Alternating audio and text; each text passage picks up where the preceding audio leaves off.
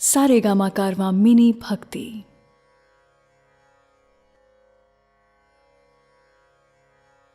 भगवद गीता गीता सार चैप्टर 1। नमस्कार दोस्तों, भगवद गीता और भगवद गीता के ज्ञान पर असंख्य लोगों ने काम किया है। जाने कितनी ही गीता आपने सुनी भी होगी, परंतु मैं शैलेंद्र भारती अब आपके सामने प्रस्तुत कर रहा हूं भगवद गीता की एक और व्याख्या। क्या विशेष है इस गीता में? गीता में अगर कुछ विशेष हैं तो वो हैं श्री कृष्ण। बाकी हम सब निमित्त हैं, साधन हैं। लेकिन ये मेरा खास प्रयास है कि हमारे आज के जमाने में ये ग्रंथ हमें रास्ता दिखाए, आसानी से गीता को हम सब समझ पाएं और अपने रोजमर्रा के जीवन में इसका उपयोग कर पाएं। वैसे गीता के बारे में बहुत कुछ कहा गया है, सुना गया है। शायद ही कोई ऐसा धर्म ग्रंथ होगा जिस पर इतना लिखा गया हो। ऐसा क्या खास है गीता में कि समय समय पर यह और भी आवश्यक और मार्गदर्शक भी होती जा रही है? एकदम साधारण भाषा में अगर कहें तो भगवद गीता एक उत्तर है। गीता एक उत्तर है दुनिया के हर प्रश्न का। जीवन से जुड़ा ऐसा कोई प्रश्न नहीं जिसका के उत्तर श्री कृष्ण भगवद गीता में नहीं देते। हमारे मन मस्तिष्क में कोई भी शंका, परेशानी, चिंता, किसी भी तरह का आवेग, किसी भी तरह की दुविधा हो, दुनिया के हर धर्म संकट, हर डायलेमा का उत्तर है गीता। भगवद गीता में 18 अध्याय हैं और हर अध्याय में वेदों और उपनिषदों का सार है। अरे भाई, इसे आप वेद या उपनिषद समझ करके डरिएगा मत। ये मत सोचिए कि ये हमारी और आपकी समझ से दूर है।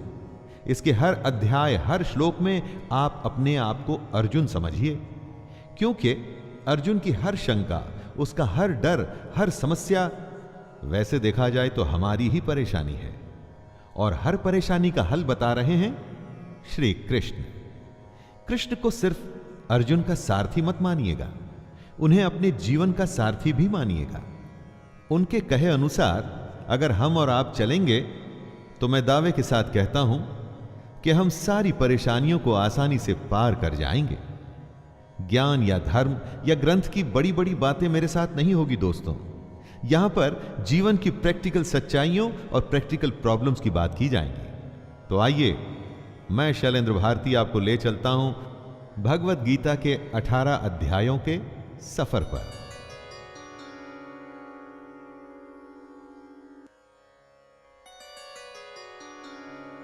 अध्याय 1, अर्जुन विषाद योग। पहला अध्याय है अर्जुन विषाद योग। यहां शुरुआत होती है धृतराष्ट्र के सवालों से। वो जानना चाहते हैं कि युद्ध में क्या हो रहा है, उनका पुत्र दुर्योधन और उनकी सेना क्या कर रही है, और साथ ही में पांडु पुत्रों की सेना क्या कर रही है। उसके बाद दोनों सेनाओं के शूर वीरों का वर्णन, और उसके बाद आता है अर्जुन का विषाद, मतलब कि उनका दुख, उनकी समस्या, उनका धर्म संकट। आइए सुनते हैं अर्जुन विषाद योग। धृतराष्ट्र उवाच धर्मक्षेत्रे कुरुक्षेत्रे समवेतायुयोत्सवः मामकाः पाण्डवाश्चैव किमकुर्वत संजय। धृतराष्ट्र संजय से पूछते हैं, धर्म भूमि कुरुक्षेत्र में युद्ध करने के लिए एकत्र हुए मेरे और पांडु के पुत्र क्या कर रहे हैं? धृतराष्ट्र जानना चाहते हैं कि युद्ध स्थल पर आखिर हो क्या रहा है। धृतराष्ट्र अंधे थे, देख नहीं सकते थे, लेकिन आंखों से अंधे थे, मन और मस्तिष्क से नहीं। उन्हें पता था कि वो धर्म के साथ नहीं, क्योंकि धर्म तो वहां होता है जहां श्री कृष्ण थे। अपने पुत्र मोह में उन्होंने शांति की जगह युद्ध को चुना था, लेकिन वो जानते थे कि इस युद्ध को जीतना आसान नहीं होगा। अपने जीवन में जब हम कुछ गलत करते हैं तो हम भी समझ रहे होते हैं दोस्तों कि हमारे किए का नतीजा शायद अच्छा ना हो। और ऐसा ही धृतराष्ट्र के साथ भी हुआ। वो भी इसी डर और इसी आशंका में दिखते हैं। संजय उवाच दृष्ट्वा तु पांडवानीकं व्यूढ़ं दुर्योधनस्तदा आचार्यमुपसंगम्य राजा वचनमब्रवीत्। संजय आंखों देखा हाल बताते हुए उत्तर देते हैं, हे राजन, दुर्योधन पांडवों की सेना के व्यूह को देख रहे हैं और यह बात गुरु द्रोणाचार्य को जाकर के कहते हैं। संजय को दिव्य दृष्टि प्राप्त हुई थी। वो युद्ध से दूर होते हुए भी युद्ध को देख सकते थे। वो जो देख रहे थे वही बता रहे थे। इसमें वो अपनी तरफ से कुछ भी नहीं कह रहे थे, सिर्फ आंखों देखा हाल बता रहे थे युद्ध का। यानी जैसे हम लोग रनिंग कमेंट्री सुनते हैं, बस इसी तरह समझ लीजिए। ये उन्हीं की दिव्य दृष्टि यानी डिवाइन विजन का कमाल था कि हमें गीता सुनने को मिली। पश्यैतां पांडुपुत्राणाम् आचार्य महतिं चमूं व्यूढ़ां द्रुपदपुत्रेण तव शिष्येण धीमता। हे आचार्य, द्रुपद पुत्र धृष्टद्युम्न आपका ही बुद्धिमान शिष्य है। पांडु पुत्रों की ये बड़ी भारी सेना की व्यूहाकार रचना धृष्टद्युम्न ने ही की है। व्यूहाकार रचना का मतलब हुआ कि किस विशेष तरीके से सेना के योद्धा खड़े हैं। एक ऐसा व्यूह जिससे उस सेना के बीच घुसना असंभव हो, और अगर कोई उसमें घुसने में सफल भी हो जाता है तो कभी बाहर ना आ सके। दोस्तों, जब शत्रु या समस्या को हम देखते हैं तो वो हमें बहुत बड़ी और विकराल दिखाई देती है, और मन में यह डर भी रहता है कि कुछ कर गुजर के अगर हम इसमें घुस भी गए तो क्या होगा? क्या हम बाहर आ पाएंगे? क्या हम जीत पाएंगे? ऐसी ही सोच से दुर्योधन भी गुजर रहा है। अत्र शूरा महेश्वासा भीमार्जुन समायुधे युयुधानो विराटश्च द्रुपदश्च महारथः धृष्टकेतुश्चेकितानः काशीराजश्च वीर्यवान् पुरुजितकुन्तिभोजश्च शैब्यश्च नरपुङ्गवः युधामन्युश्च विक्रान्त उत्तमौजाश्च वीर्यवान् सौभद्रो द्रौपदेयाश्च सर्व एव महारथाः। इन 3 श्लोक में दुर्योधन पांडु पुत्रों की सेना के महान योद्धाओं का नाम ले रहा है। जब भी युद्ध होता है तो आप अपने सामने खड़ी सेना, उस सेना के योद्धाओं को जांचते और परखते हैं। वैसे ही दुर्योधन भी कर रहा है। दुर्योधन द्रोणाचार्य से कहता है, बड़े बड़े धनुषों वाले तथा युद्ध में भीम और अर्जुन के समान शूरवीर सात्यकी और विराट तथा महारथी राजा द्रुपद, धृष्टकेतु और चेकितान तथा बलवान काशीराज, पुरुजित, कुंतीभोज और मनुष्यों में श्रेष्ठ शैब्य, पराक्रमी युधामन्यु तथा बलवान उत्तमौजा, सुभद्रा पुत्र अभिमन्यु एवं द्रौपदी के 5 पुत्र, ये सभी महारथी हैं। इससे हमें यह पता चलता है कि चाहे शत्रु हो या शत्रु के जैसी समस्या, उसके बारे में सब कुछ जानना चाहिए। दोस्तों, समस्या के हर पहलू से हमें वाकिफ होना चाहिए। समस्या के हर पार्ट, उसके अंग के बारे में मालूम होना चाहिए, जैसा कि दुर्योधन भी कर रहे हैं।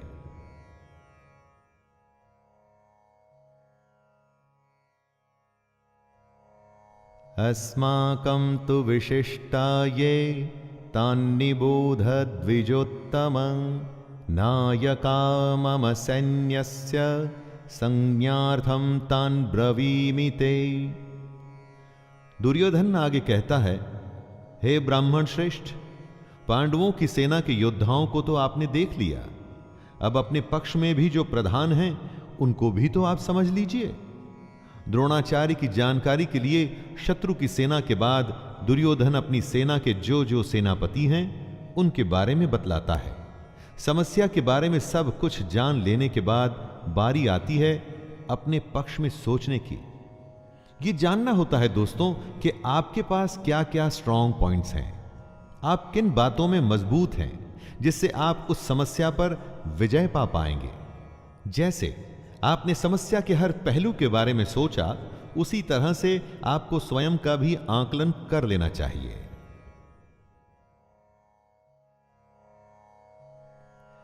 भवान् भीष्मश्च कर्णश्च कृपश्च समितिञ्जयः अश्वत्थामा विकर्णश्च सौमदत्तिस्तथैव च।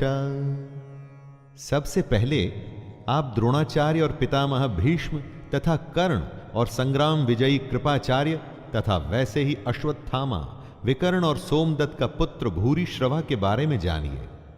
दोस्तों, जिस तरह से हम आज के जमाने में रिस्क असेसमेंट करते हैं ना, वैसे ही दुर्योधन भी अपने शत्रु की सेना को देखते हुए दोनों सेनाओं के योद्धा की बातें करते हुए आगे होने वाले युद्ध के लिए तैयार हो रहे हैं। चुनौती को हर तरह से समझकर ही उस पर विजय प्राप्त की जा सकती है। चुनौती को इतने अच्छे से जान लेना चाहिए कि जब हम उससे लड़ने जाएं तो कुछ नया न लगे, कोई सरप्राइज ना आए। युद्ध हो या चुनौती, सरप्राइज आपको हरा सकता है। अन्ये च बहवः शूरा मदर्थे त्यक्तजीविताः नानाशस्त्र प्रहरणः सर्वे युद्ध विशारदाः। दुर्योधन गर्व के साथ कहता है कि मेरे लिए जीवन की आशा त्याग देने वालों की कमी नहीं। इतना ही नहीं, ये शूरवीर अनेक प्रकार के शस्त्रास्त्रों से सुसज्जित हैं और सब के सब युद्ध में चतुर हैं। दुर्योधन के एक इशारे पर उसकी सेना के शूरवीर लड़ने मरने को तैयार हैं। उन्हीं को देख दुर्योधन खुश हो रहा है। दुर्योधन के साथ युद्ध में लड़ने के लिए शूरवीर थे जो उसके लिए मरने को तैयार हैं। आप जब अपने जीवन की चुनौती से लड़ते हैं तो आपके साथ कौन होता है? आपके साथ होता है आपका हुनर, आपकी हिम्मत, आपकी मेहनत, आपके संगी और आपके अपने रिश्तेदार। जैसे शूरवीर दुर्योधन के लिए कुछ भी करने को तैयार हैं, वैसे ही ये आपके साथी भी आपके लिए कुछ भी कर सकते हैं। अपर्याप्तं तदस्माकं बलं भीष्माभिरक्षितं पर्याप्तं त्विदमेतेषां बलं भीमाभिरक्षितं।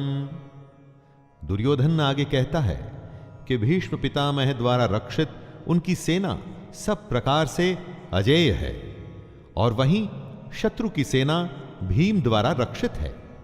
दुर्योधन कहना चाहते हैं कि भीम की सेना को वो आसानी से जीत सकते हैं। दुर्योधन यहां घमंड दिखा रहा है, जो आपको बिल्कुल भी नहीं करना है दोस्तों, कभी नहीं। क्योंकि अगर दुर्योधन जानता कि वो दूसरी सेना को हरा देगा तो फिर युद्ध ही क्यों करता? युद्ध को जीतने के लिए दूसरे को हराना पड़ता है। अगर चुनौती या समस्या को देखकर हमें लगता है कि हम जीत जाएंगे तो विश्वास या आत्मविश्वास तो हो सकता है, लेकिन घमंड नहीं। क्योंकि अगर घमंड हुआ तो वो आपके हारने की शुरुआत है। अयनेषु च सर्वेषु यथा भागमवस्थिताः भीष्ममेवाभिरक्षन्तु भवन्तः सर्व एव हि। दोनों सेनाओं के इस तरह के वर्णन से दुर्योधन अपनी इस बात पर पहुंचना चाहता था, और वो ये कि हर किसी को अपने अपने मोर्चों पर अपनी अपनी जगह स्थित रहते हुए निसंदेह भीष्म पितामह की रक्षा करनी है। कहने का मतलब, आप होने वाले युद्ध में सबसे अधिक उसकी रक्षा करते हैं जो आपके लिए युद्ध के लिए सबसे अधिक आवश्यक हो। जैसे कि दुर्योधन और उसकी सेना के लिए भीष्म पितामह हैं। भीष्म पितामह के हारने का मतलब था कि युद्ध हार जाना, और उनके बचे रहने का मतलब कि आप युद्ध हार नहीं सकते। अपनी सबसे बहुमूल्य चीज को तब तक बचा के रखना चाहिए जब तक कि आप युद्ध पर विजय प्राप्त न कर लें।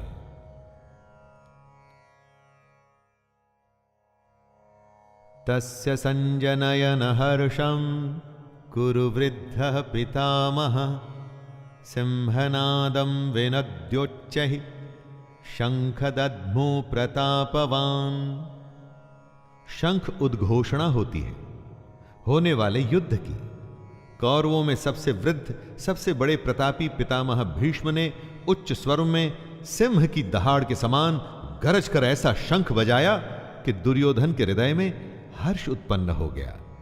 युद्ध जीतने के लिए अपने पक्ष में माहौल बनाना पड़ता है, खुद को दिलासा भी देना पड़ता है कि हम युद्ध जीतने में सक्षम हैं।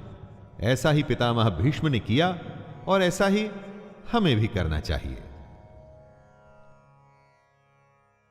ततः शंखाश्च भैर्यश्च पणवानकगो मुखाः सहसैवाभ्यहन्यन्त सशब्दस्तु मूलोऽभवत्। युद्ध भयंकर होते हैं और ये इतिहास में आज तक के सबसे भयंकर युद्ध का आरंभ था। भीष्म पितामह के शंख के पश्चात नगाड़े तथा ढोल, मृदंग और नरसिंघे आदि बाजे एक साथ ही बज उठे।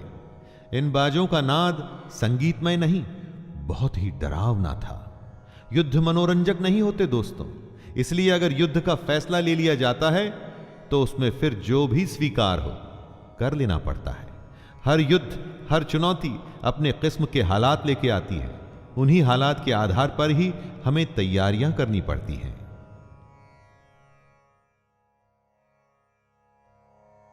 ततः श्वेतैर्हयैर्युक्ते महति स्यन्दने स्थितौ माधवः पाण्डवश्चैव दिव्यौ शंखौ प्रदद्मतुः।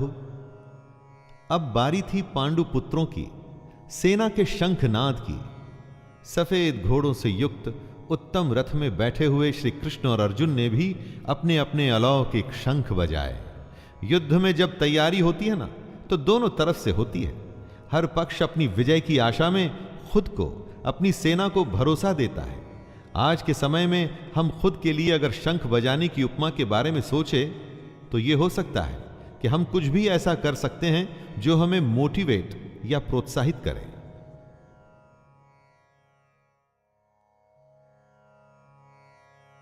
पांचजन्यम ऋषिकेशो देवदत्तं धनंजयः पौंड्रम दद्मौ महाशंख भीमकर्मावृकोदरः।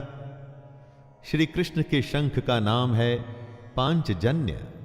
अर्जुन के देवदत्त और भयानक कर्म वाले भयानक भीमसेन ने अपना पौंड्र नामक महाशंख बजाया। अपने जीवन में इसी तरह से हम भी अपने युद्ध, अपनी चुनौती में आगे बढ़ने के लिए अपनी मोटिवेशन चुन सकते हैं।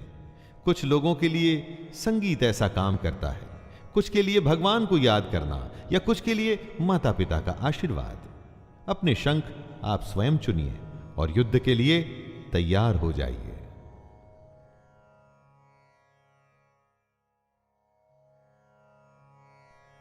अनंत विजयम राजा कुंती पुत्रो युधिष्ठिरः नकुलः सहदेवश्च सुघोषमणिपुष्पका। पांडवों में सबसे बड़े भाई कुंती पुत्र राजा युधिष्ठिर ने अनंत विजय नाम का और नकुल तथा सहदेव ने सुघोष और मणिपुष्पक नाम के शंख बजाए। दोस्तों, मोटिवेशन तो सबको चाहिए। आपने देखा सभी लोग अपने अपने तरीके से युद्ध जीतने के लिए अपना अपना प्रयास कर रहे थे।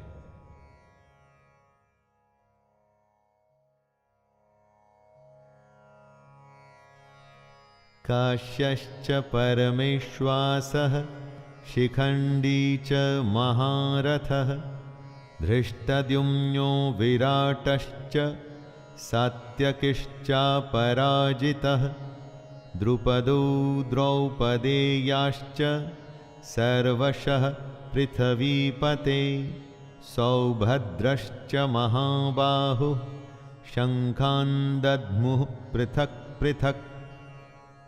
हर शंख की अलग ध्वनि, अपना एक अलग अस्तित्व। युद्ध का हर योद्धा अपनी उपस्थिति दर्ज कर रहा है।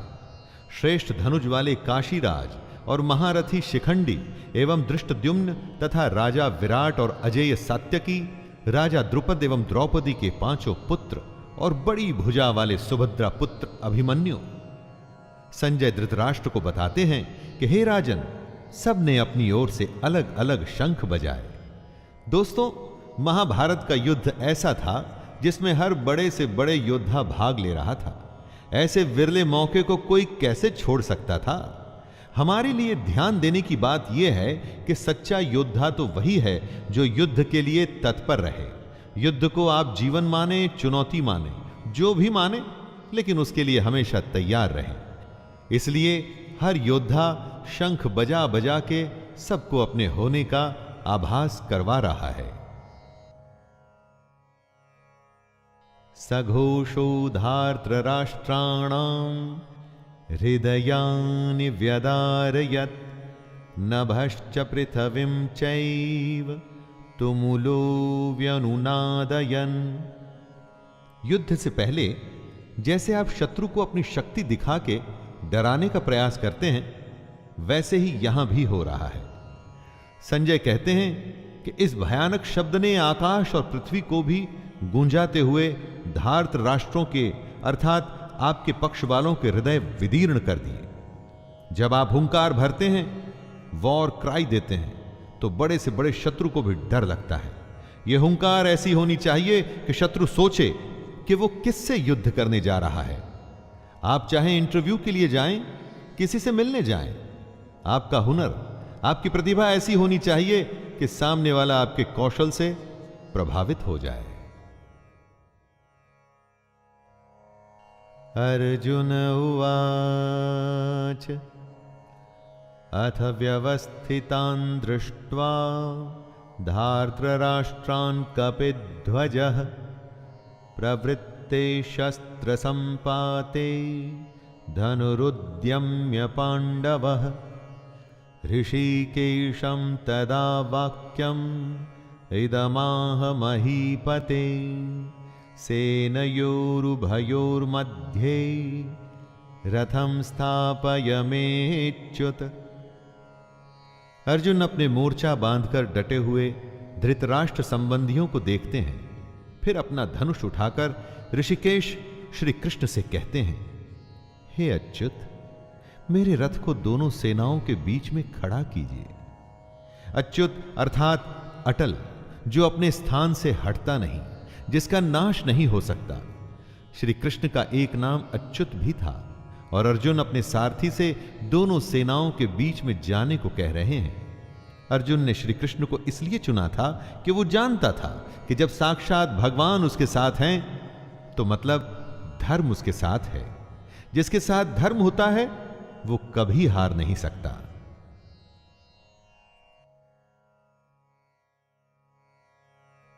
यावदेतान्निरीक्षेऽहं योद्धुकामानवस्थितान् कैर्मया सह योद्धव्यम् अस्मिन् रणसमुद्यमे।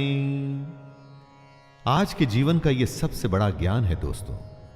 युद्ध कोई भी हो सकता है, किसी भी प्रकार का, पर्सनल या बिजनेस से जुड़ा हुआ, लेकिन दोनों पक्षों के बीच में जाकर आप युद्ध की सही अवस्था के बारे में जान सकते हैं। अर्जुन श्री कृष्ण से कहते हैं कि हे कृष्ण, जब तक मैं युद्ध क्षेत्र में डटे हुए युद्ध के अभिलाषी इन विपक्षी योद्धाओं को भली प्रकार देख न लूं कि इस युद्ध रूपी व्यापार में मुझे किन किन के साथ युद्ध करना योग्य है, तब तक इस रथ को यहीं खड़ा रखिए। हमें भी दोस्तों, जी हां, हमें भी इसी तरह अपनी समस्या के बीच में खड़े हो उसे भली भांति देखना और परखना चाहिए और तभी निर्णय लेना चाहिए।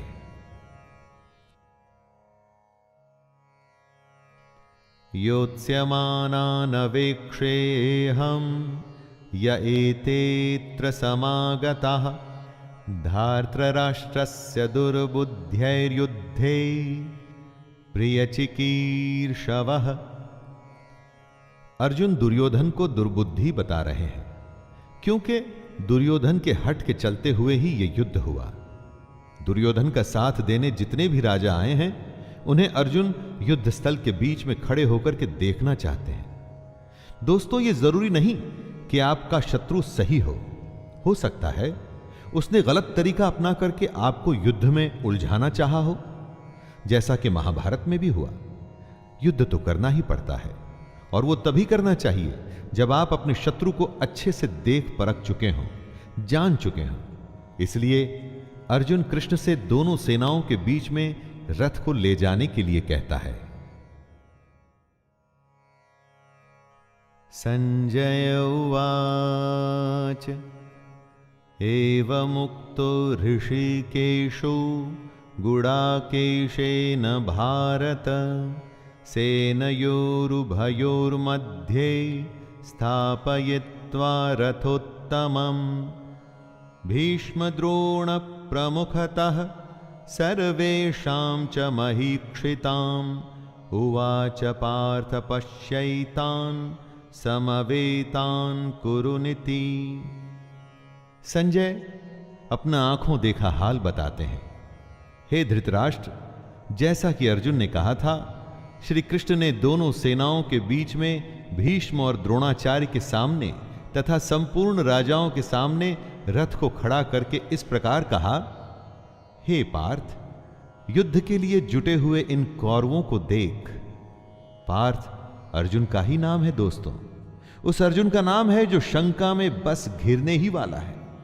पार्थ हम सब भी हो सकते हैं, और अगर हम अपने आप को शंका में घिरा पाते हैं तो मदद करने के लिए कृष्ण भी दूर नहीं होते, और ना ही उनकी गीता दूर होती है। तत्रापश्यत् स्थितान् पार्थः पितॄनथ पितामहान् आचार्यान् मातुलान् भ्रातॄन् पुत्रान् पौत्रान् सखिंस्तथा। कुंती का एक नाम पृथा भी था। पृथा पुत्र अर्थात कुंती पुत्र। पार्थ दोनों ही सेनाओं के मध्य में उपस्थित ताऊ, चाचा, दादा, परदादा, गुरु, मामा, भाइयों, पुत्रों, पोतों को देख रहे हैं। महाभारत को इसीलिए तो धर्म युद्ध कहा गया है, ऐसा युद्ध जो धर्म के लिए किया गया था। और इस युद्ध का एक बड़ा परिवार दो हिस्सों में बंट गया था। आधे सगे संबंधी एक तरफ और आधे दूसरी तरफ। हर किसी को फैसला करना था कि वो युद्ध में किसका साथ देना चाहता है, दुर्योधन का या अर्जुन का। श्वशुरान् सुहृदश्चैव सेनयोरुभयोरपि तान् समीक्ष्य स कौन्तेयः सर्वान् बन्धूनवस्थितान्। इन सब सगे संबंधियों के साथ साथ अर्जुन अपने मित्रों को, ससुरों को, सुहृदयों को देख रहे हैं, विचार कर रहे हैं। पूरा जीवन पांडु पुत्रों और धृतराष्ट्र पुत्रों के साथ बिताया। सारे सगे, सारे संबंधी एक ही तो हैं, दोनों पक्ष में अपने ही तो लोग हैं, किंतु अब अपनों के ही दो पक्ष बन गए हैं। उसमें से एक पक्ष शत्रु का है। हर किसी से अर्जुन की लड़ाई नहीं थी, लेकिन अब युद्ध में वो उसके शत्रु थे और उसे उनके साथ लड़ना होगा। अर्जुन उवाच कृपया परयाविष्टो विषीदत्रिदमब्रवीत् दृष्टैवमं स्वजनं कृष्ण युयुत्सुं समुपस्थितिम्। अपने करीबी एकदम अपने अर्जुन के सामने खड़े थे, लेकिन शत्रु पक्ष में उन उपस्थित संपूर्ण बंधुओं को देखकर वे कुंती पुत्र अर्जुन अत्यंत करुणा से युक्त होकर शोक करते हुए श्री कृष्ण से कह रहे हैं। यहीं से शुरुआत होती है दोस्तों, आरंभ होता है अर्जुन के विषाद का, जिसके लिए संपूर्ण गीता की रचना हुई। कृष्ण को मार्गदर्शन के लिए एक ऐसी रचना करनी पड़ी जो हमेशा हमेशा के लिए हर किसी को सही राह पर चलने के लिए प्रेरित करती रही है और आगे भी प्रेरित करती रहेगी। सीदन्ति मम गात्राणि मुखं च परिशुष्यति वेपथुश्च शरीरे मे रोमहर्षश्च जायते। युद्ध की बात करना आसान होता है, युद्ध करना कठिन। ऐसा ही अर्जुन के साथ हुआ, ऐसा ही दोस्तों हम सबके साथ होता है। ऐसी ही शंका का सॉल्यूशन भगवत गीता से श्री कृष्ण के द्वारा हमें मिलता है। दुखी अर्जुन कहते हैं, हे कृष्ण, युद्ध क्षेत्र में डटे हुए युद्ध के अभिलाषी इस स्वजन समुदाय अपनों को देखकर मेरे अंग शिथिल हुए जा रहे हैं, जैसे अंगों में शक्ति ना हो और मुख सूखा जा रहा है तथा मेरे शरीर में कंप व रोमांच हो रहा है। न जाने कितनी ही बार ऐसा हम सबके साथ होता है कि जब युद्ध के सम्मुख होते हैं तो जैसे शक्ति खत्म हो जाती है। परीक्षा की घड़ी के समय पर भी ऐसी ही घबराहट होती है ना।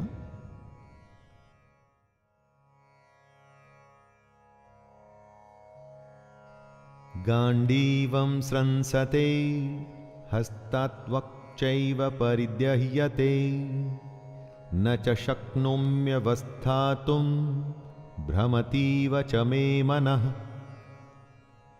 अर्जुन अपने दुख को बता रहे हैं। उनका दुख दोस्तों हमारी दुविधाओं से अलग नहीं है। चाहे हम परीक्षा दे रहे हों, चाहे बिजनेस करने जा रहे हों, चाहे कोई बड़ा मैच खेलने जा रहे हों, कितने ही ऐसे मौके आते हैं जब हम स्वयं को अर्जुन की अवस्था में पाते हैं। लगता है जैसे कि हम युद्ध के लायक ही नहीं, युद्ध हम कर ही नहीं पाएंगे। अर्जुन के हाथ से उनका गांडीव धनुष गिर रहा है और त्वचा भी बहुत जल रही है तथा उनका मन भ्रमित सा हो रहा है, इसलिए वो खड़े रहने में भी समर्थ नहीं है।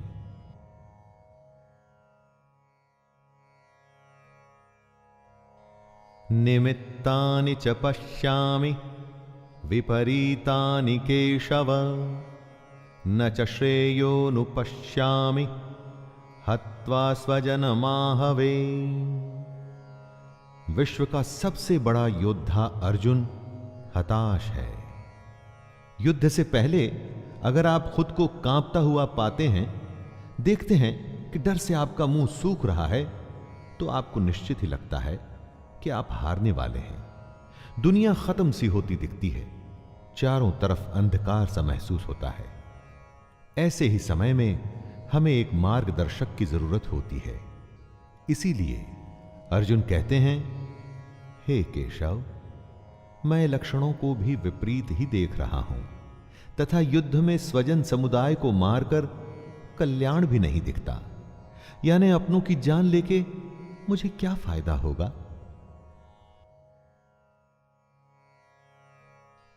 न कांक्षे विजयम कृष्ण न च राज्यम सुखानि च किं नो राज्येन गोविंद किं भोगैर्जीवितेन वा। अर्जुन बात को स्पष्ट रखते हैं। डर में सब व्यर्थ लगता है। अर्जुन कहते हैं, हे कृष्ण, मैं न तो विजय चाहता हूं और न राज्य, और ना ही मैं सुखों को चाहता हूं। हे गोविंद, हमें ऐसे राज्य से क्या प्रयोजन है अथवा ऐसे भोगों से और जीवन से भी क्या लाभ है। इस विषाद में, शंका में, डर या घबराहट में अर्जुन सब कुछ छोड़ने को, त्याग देने को तैयार हैं। धन दुनिया उन्हें कुछ भी नहीं चाहिए। वो ऐसे भयभीत और डर गए हैं कि दुनिया की हर खुशी को छोड़कर इस समय बस इस युद्ध से बचना चाहते हैं। इन्हीं लक्षणों को हमें भी पहचानना है ताकि ऐसी अवस्था में हम भी वो करें जो कृष्ण बताएंगे। येषामर्थे कांक्षितं नो राज्यं भोगाः सुखानि च त इमेव स्थिता युद्धे प्राणांस्त्यक्त्वा धनानि च। अर्जुन कहते हैं, हमें जिनके लिए राज्य, भोग और सुखादि अभिष्ट हैं, वे ही ये सब धन और जीवन की आशा को त्याग कर युद्ध में खड़े हैं। सोचिए, जीवन का हर युद्ध, हर काम हम अपनों के लिए करते हैं। हमारा सारा काम, सारे फायदे, सारी सुख शांति, भाग दौड़ सिर्फ और सिर्फ अपनों के लिए होती है, और यहां पर हमें अपनों को ही मारना पड़ रहा है। इससे बड़ी क्या दुविधा होगी। अब वही अपने आप को मारने के लिए खड़े हैं और आपको भी उन्हें मारना पड़ेगा। ऐसी दुनिया किस काम की? यही उलझन अर्जुन के मन में है।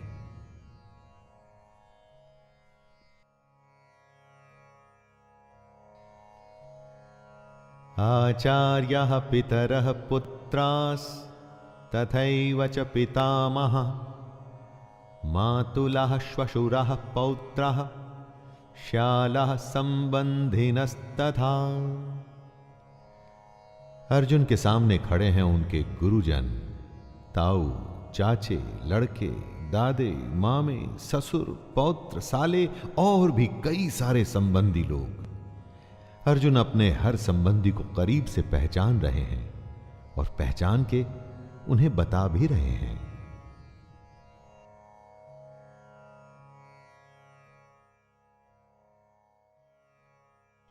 एतान्न हन्तुमिच्छामि ज्ञतोऽपि मधुसूदन अपि त्रैलोक्य राज्यस्य हेतुः किं नु महि कृते। अगर आप युद्ध करने का निर्णय लेते हैं तो क्या आप ये कह सकते हैं कि मैं इस शत्रु को मारूंगा और उसे नहीं? युद्ध में तो हर कोई एक सैनिक होता है, और अगर वो शत्रु पक्ष से है तो आपने उसको मारना ही है। यही दुविधा है अर्जुन की, जो वो बता रहे हैं। हे मधुसूदन, मेरे मारने पर अथवा तीनों लोकों के राज्य के लिए भी मैं इन सबको मारना नहीं चाहता। फिर पृथ्वी के लिए तो कहना ही क्या है। देखा दोस्तों, तीन लोकों का राज्य भी अर्जुन को नहीं चाहिए। अगर उसके लिए उसे अपनों का वध करना पड़ता है तो उसे वो नहीं चाहिए।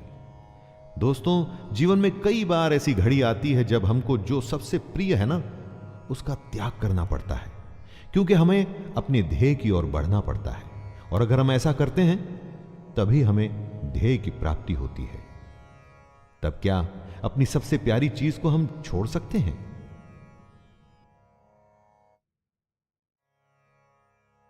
निहत्य धार्तराष्ट्रान्नका प्रीतिः स्याज्जनार्दन पापमेवाश्रयेद्दस्मान् हत्वैतानान्ततायिनः।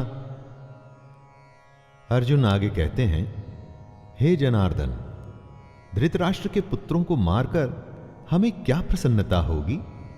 इन आतताइयों को मारकर हमें तो पाप ही लगेगा ना। शत्रु पक्ष में चाहे आतताई बुरे लोग ही क्यों न हो, लेकिन हैं तो अपने। अपनों को मारकर अपनों को दुख देके केवल पाप ही मिल सकता है, पुण्य तो नहीं। यह कुरुपुत्रों के लालच का ही परिणाम था कि भाई भाई आमने सामने थे। दोस्तों, लालच से कभी किसी का भला नहीं होता। महाभारत में भी नहीं होना था। एक पक्ष को जीतना था तो दूसरे पक्ष को मारना था। तस्मान्नार्हा वयं हन्तुं धार्तराष्ट्रान् स्वबान्धवान् स्वजनं हि कथं हत्वा सुखिनः स्याम माधव। क्या अपने परिवार को मारकर आपको सुख मिल सकता है? इसीलिए महाभारत को धर्म युद्ध कहा जाता है। जब ऐसा धर्म संकट हो तो आप क्या करें? अर्जुन पूछते हैं, हे माधव, अपने ही बांधव धृतराष्ट्र के पुत्रों को मारने के लिए हम योग्य नहीं हैं, क्योंकि अपने ही कुटुंब को मारकर हम कैसे सुखी होंगे? दोस्तों, जब कभी आपके सामने ऐसी परिस्थिति आए जिसमें लालच की वजह से बंटवारा हो रहा हो या झगड़ा हो रहा हो, तो ठंडे दिमाग से अर्जुन की इस हालत के बारे में सोचिएगा और देखिएगा कि इतना करके, दुनिया का सबसे बड़ा युद्ध करके किसको क्या हासिल हुआ।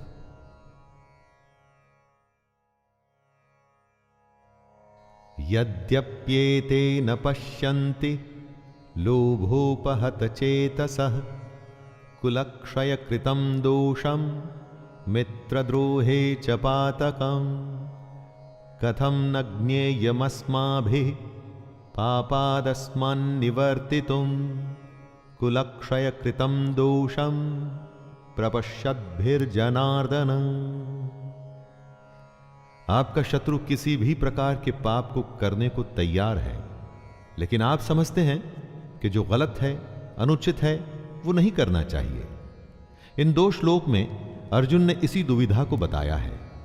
यद्यपि लोभ से भ्रष्ट चित्त हुए ये लोग कुल के नाश से उत्पन्न दोष को और मित्रों से विरोध करने में पाप को नहीं देखते, तो भी हे जनार्दन, कुल के नाश से उत्पन्न दोष को जानने वाले हम लोगों को इस पाप से हटने के लिए क्यों नहीं विचार करना चाहिए?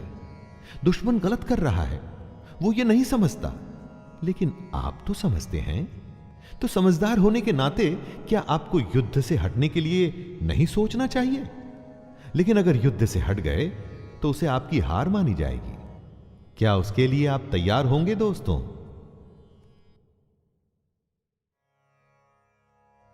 कुलक्षये प्रणश्यन्ति कुलधर्मः सनातनः धर्मे नष्टे कुलं कृतस्नं धर्मोऽभिभवत्युत। जहां परिवार खत्म हो जाता है वहां कुछ नहीं बचता। कुल का नाश होने का मतलब सब कुछ खत्म हो जाना होता है। ऐसी ही स्थिति में अर्जुन फंसे हुए हैं। वो कहते हैं कुल के नाश से सनातन कुल धर्म नष्ट हो जाते हैं तथा धर्म का नाश हो जाने पर संपूर्ण कुल में पाप भी बहुत फैल जाता है। अर्जुन जो कहना चाहते हैं वो ये है कि अगर परिवार नष्ट होता है तो धर्म नष्ट होता है। धर्म के नष्ट होने से पूरे कुल, संपूर्ण परिवार में पाप बढ़ जाता है। परिवार ही है जो हमें अपनी जड़ों से, अपने गुणों से, अपने आदर्शों से जोड़ के रखता है। उसके खत्म होते ही समाज में चारों तरफ पाप बढ़ने लगता है। दोस्तों, आप चाहें तो अपने चारों तरफ भी देख सकते हैं। जहां परिवार का सम्मान नहीं, वहां किसी भी बात का सम्मान नहीं होता और समाज पतन की ओर ही जाता है। अधर्माभिभवात् कृष्ण प्रदुष्यन्ति कुलस्त्रियः स्त्रीषु दुष्टासु वाष्णेर्य जायते वर्णसंकरः। परिवार की भलाई उसकी स्त्रियों पर निर्भर करती है। अगर कोई घर बनता है तो वो परिवार की महिला की वजह से बनता है। जिस घर में महिला नहीं होती तो कहते हैं कि उस घर का कोई भविष्य ही नहीं। और अगर ये स्त्रियां दूषित या करप्ट हो जाएं तो उसका क्या असर होता है? अर्जुन कहते हैं, हे कृष्ण, पाप के अधिक बढ़ जाने से कुल की स्त्रियां अत्यंत दूषित हो जाती हैं और स्त्रियों के दूषित हो जाने पर वर्ण संकर उत्पन्न होता है। संकरो नरकायैव कुलघ्नानां कुलस्य च पतन्ति पितरो ह्येषां लुप्तपिंडोदक क्रियाः। वर्ण संकर का यहां पर मतलब है जहां वर्ण या समाज की मर्यादाओं को सम्मान न देते हुए गलत तरीके से, गलत वर्णों के मेल से जब संतान की उत्पत्ति होती है तो वो सब कुछ खत्म कर देती है। इसीलिए समाज के नियम बड़े सोच समझकर बनाए गए होते हैं दोस्तों, और इतने हजारों वर्षों की सोच और उस नियमों को बिना सोचे समझे नहीं तोड़ना चाहिए। अर्जुन इसी बात का वर्णन कर रहे हैं कि हे कृष्ण, वर्ण संकर कुल घातियों को और कुल को नरक में ले जाने के लिए ही तो होता है। लिप्त हुई पिंड और जल की क्रिया वाले अर्थात श्राद्ध और तर्पण से वंचित इनके पितर लोग भी अधोगति को प्राप्त होते हैं।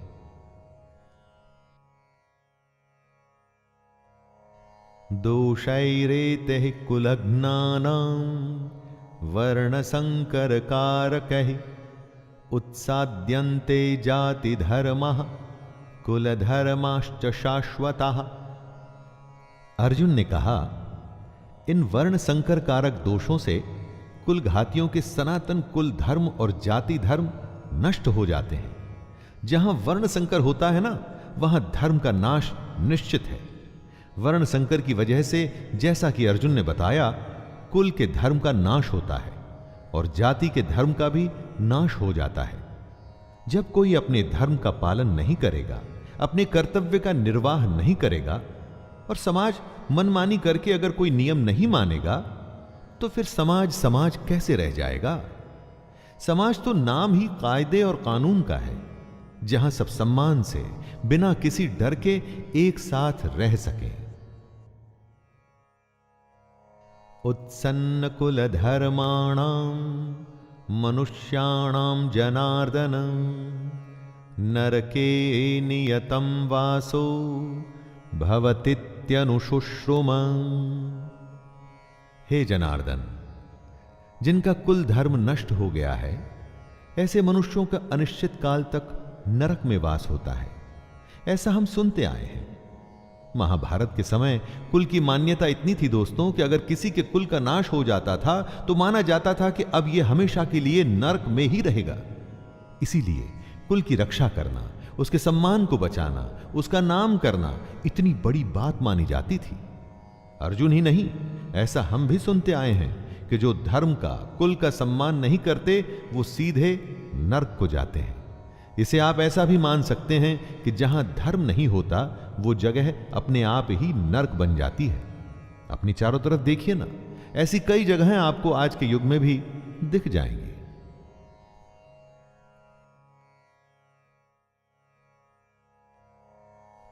अहो बत महत् पापम कर्तुम व्यवस्थिता वयम यद्राज्य सुख लोभेन हंतुम स्वजनमुद्यतः। अर्जुन आगे स्वयं को दोष दे रहे हैं। शोक, हम लोग बुद्धिमान होकर भी महान पाप करने को तैयार हो गए हैं, जो राज्य और सुख के लोभ से स्वजनों को मारने के लिए उद्यत हो गए हैं।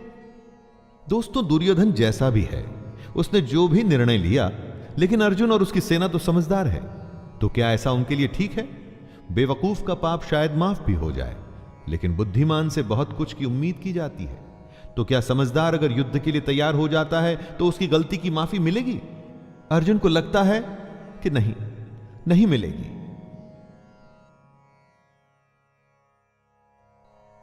यदि माम प्रतिकारम शस्त्रम शस्त्रपाणयः धार्तराष्ट्रारणे हन्युस् तन्मे क्षेमतरम भवेत्। आंखें बंद कर किसी अपने के बारे में सोचिए जो आपको बहुत पसंद है, जो आपका अपना है, जिसकी गोद में आप खेले हों, जिसके साथ खेले हों, चाहे वो आपसे बड़ा हो या छोटा हो। क्या आप उसे मार पाएंगे?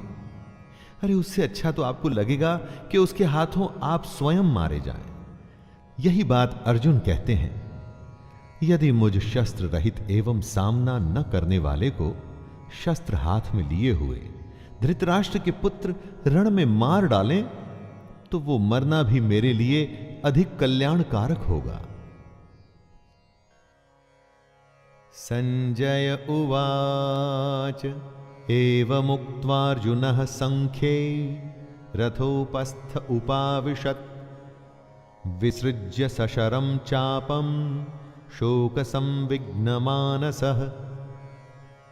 संजय, जो धृतराष्ट्र को इस महान युद्ध का वर्णन दे रहे हैं, वो बताते हैं, हे धृतराष्ट्र, रणभूमि में शोक से उद्विग्न मन वाले अर्जुन इस प्रकार कहकर बाण सहित धनुष को त्याग कर रथ के पिछले भाग में बैठ गए।